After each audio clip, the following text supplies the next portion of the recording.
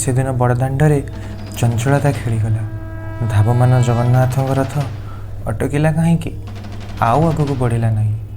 बेत हलाई बाहुक रथ को टाणिबाकू निर्देश देउथा।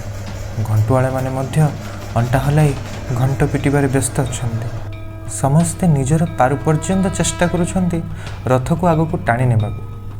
हेले काई रथ सामान्य टिके भी तो हलचल हेउ नाही।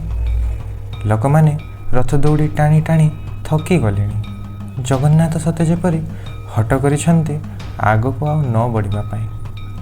श्रीक्षेत्र बड़दाण्डरे प्रबल उत्तेजना। जगन्नाथ बोध हुए रुषि हेले कहीं कहा पाई। सबु वर्ष पर ए वर्ष मध्य अनंत कोटि ब्रह्मांडर मालिक कोटि ओडियार मौढ़मणि स्वामी श्री जगन्नाथ तांको बड़ भाई बलभद्र एवं भौणी सुभद्रांक सह 3 रथ चढ़ी माउसीमा घर को आसी थांती। गुंडीचा महोत्सव पर भाई भौणी सहित श्री जगन्नाथ पुणी फेरी आसुछंती श्रीमंदिर आबष्टनी भितर को। श्रीक्षेत्र बड़दाण्डरे आज लोकारण्यर सुओ छुटी। दूर दूरांतर लोक मैंने आसी बड़दाण्डरे रुंड होइछंती। बड़दाण्डर परिवेष्टनी हरिबोल हुलहुली शब्द फाटी पड़ुछि। भक्त माने गिनी छांज मृदंग खंजणी आदि बजाई मग्न हो नृत्य करने को लगिछंती। एणे वृंदावन धाम परिदर्शन करी जड़े भक्त रथरे जगन्नाथ को दर्शन करने भक्ति रे गदगद हो श्रीक्षेत्र अभिमुखे चली चली आसुछंती। आखिरु धार धार लुह झरी पड़ुଥାଏ और तांको आखि आगरे भासी जाउଥାଏ रथयात्रा कालीन गोटी गोटी दृश्य। भगवान को से आकुल निवेदन करी गाई बोलु थांती। जगबंधु हे गोसाई तुम श्री चरण बिनु अन्य गति नाही। जगबंधु हे गोसाई 750 कोश चाली न पारई। मोह जीवा जाए प्रभु नंदी घसे थिब रही। आ जगन्नाथ केमिति बा भक्तर निवेदन को टाली पारिबे। तेणु से मध्य बलगंडी साही निकटरे रथ को अटकाई रखिछंती आउ चाहि रहिछंती तांको भक्त आसिले रथ आगको बढ़िबो। तेबे किए ही अनन्य भक्त जनक जहाँ पाई विश्व ब्रह्मांडर पालनकर्ता चाहि रहिछंती। तेबे से जने साधारण भक्त नुहंती। से हेउछंती जगन्नाथंकर अति सय प्रिय भक्त सालबेग। मुसलमान कुलरे जन्म होई मध्य से जगन्नाथंक प्रति जो अनाबिल भक्ति प्रदर्शन करिछंती ताहा वास्तव में आश्चर्यजनक। तेबे आसंतु जानिबा सालबेगंक विषय। दिल्ली बादशाह जहांगीरंक द्वारा नियुक्त प्राप्त कटक सुबेदार लालबेग दिने पुरी कटक फेरुथिबा बेले गोटे ब्राह्मण परिवारर जनैका सुंदरी विधवा युवती को नदी पठारे स्नान करुथिबार देखि मोहित हो गला। कामासक्त लालबेग युवतीटीर सौंदर्यर आकर्षण को उपेक्षा करि पारिला नहीं। से युवतीटी को बलपूर्वक अपहरण करी निजर बासभवन को नहीं आसिला। लालबेग से युवतीटी को विवाह करी तार धर्म परिवर्तन कराई तार नाम फातिमा बीबी रखिले। परवर्ती समय रे लालबेग और फातिमा बीबी पाखर जन्म नेला एक सुंदर बालक। से माने तार नाम सालबेग रखिले। कालक्रमे सालबेग निजर युवावस्था पाद देले आ से मध्य तांको बापांक सह सैनिकर शिक्षा प्राप्त करी युद्ध रे जिबा आरंभ कले। थरे सालबेग युद्ध क्षेत्र में साहसर सहित युद्ध करुवा समय भीषण भाव में आहत हो क्षत विक्षत हेले। सालबेगंक एमिति अवस्था देखि तांको माँ अत्यंत दुखी हेले एवं तांकर सेवा शुश्रूषा आरंभ करदेले। वैद्य माननकु डकाइले किंतु सालबेगर जंत्रणा दूर करि पारले नहीं। एणे सालबेगंक दुख जंत्रणा दिन को दिन बढ़िबारे लागुथाए। तांको शरीरर घा गुड़िक सुखु नथिबारु सालबेगंकु असह्य कष्ट हेउथाए।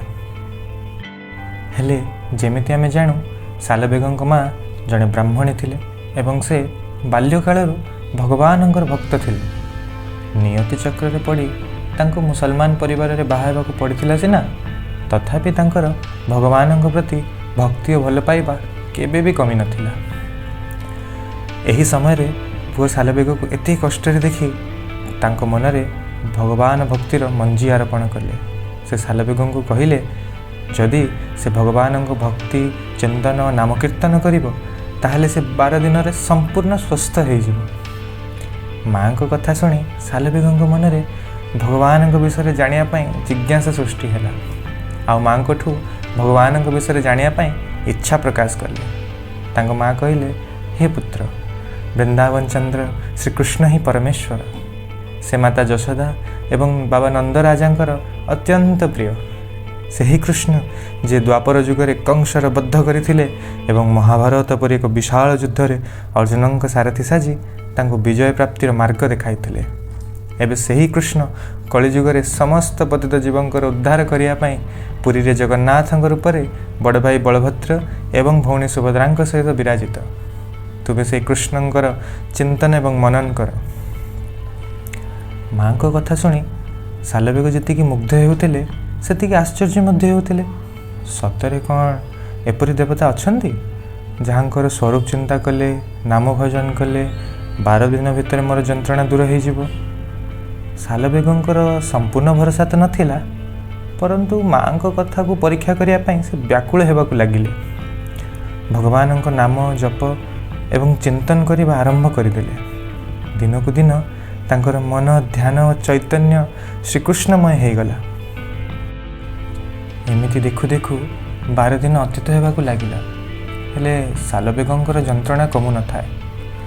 ଦ୍ୱାଦଶ ଦିବସ ଦିନ ସାଲବେଗଙ୍କ ମା ଫାତିମା ବିବି କାନ୍ଦି କାନ୍ଦି ଅଭିମାନ ଭରା କଣ୍ଠରେ ଭଗବାନଙ୍କୁ ଜଣାଇଲେ, ହେ ପତିତ ପାବନ, ହେ ଭକ୍ତବତ୍ସଳ କାଳିଆ ଶାନ୍ତ, ହେ କରୁଣାମୟ, ମୋ ବିଶ୍ୱାସକୁ ଭାଙ୍ଗି ଦେବ ନାହିଁ।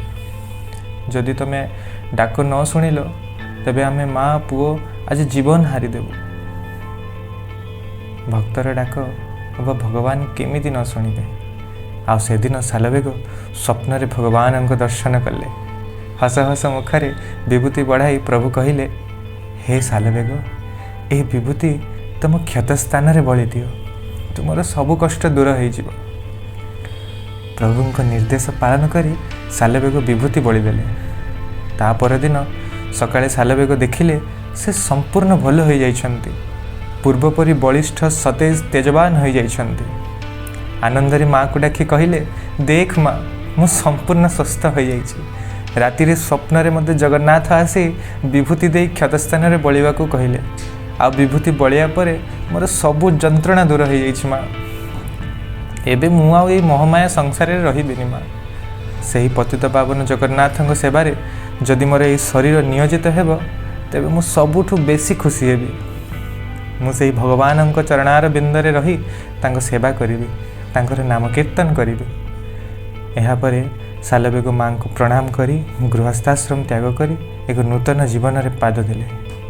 ସାଲବେଗଙ୍କ ରଚିତ ଅତିଶୟ ପ୍ରସିଦ୍ଧ ଲୋକପ୍ରିୟ ଭଜନ आहे नीळ शैल प्रबल माता बाराण, प्रबल माता बाराण, मो आरत नलिनी बनकु कर दलन, आहे नीळ शैल।